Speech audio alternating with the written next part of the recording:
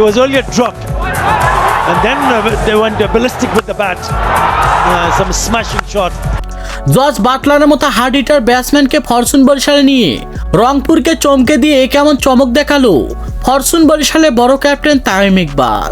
আর যা দেখে রীতিমতো অবাক হয়েছেন নুরুল হাসান সোহানের মতো ক্যাপ্টেন। হ্যাঁ দর্শক, বিস্তারিত জানুন পুরো ভিডিও জুড়ে।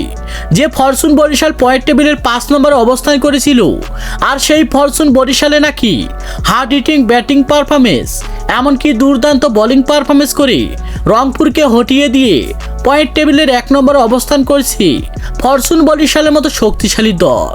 এমনকি বরিশাল দল চ্যাম্পিয়ন ট্রফি তুলে নেওয়ার জন্য জস বাটলারের মতো হার্ড হিটার ব্যাটসম্যানকে দলে ভিড়িয়ে একেবারে যা চমকে দিয়েছে রংপুর রাইডার্সের মতো শক্তিশালী দলকে। আর যা দেখে রীতিমতো অবাক হয়েছেন হাজারো ক্রিকেট ভক্ত সমর্থকরা। আর তামিম ইকবালের কথা হলো যে যদি জস বাটলার আমার ওপেনিং পজিশনে হার্ড হিটিং ব্যাটিং পারফরমেন্স করে তাহলে যেন অনায়াসে ম্যাচ জেতাবে আমার দলকে। কারণ হলো যে ফ্রান্সাইজি লিগ, আইপিএল লিগ, এমনকি নিজের দলে হয়ে দেখা যায় এই Jos Buttler hard hitting batting performance করে অবিশ্বাস্যভাবে ম্যাচ জিতে থাকেন তিনি। আর তাই তার প্রতি আমার দীর্ঘ বিশ্বাস রয়েছে, আর সেজন্য আমার দলে ভিড়িয়েছি আমি। তো দর্শক, পারবে কি বরিশালে ক্যাপ্টেন তামিম ইকবাল এমন জস বাটলারের মতো হার্ড হিটার ব্যাটসম্যানকে দলে ভিড়িয়ে শেষ পর্যন্ত চ্যাম্পিয়ন ট্রফি তুলে নিতে?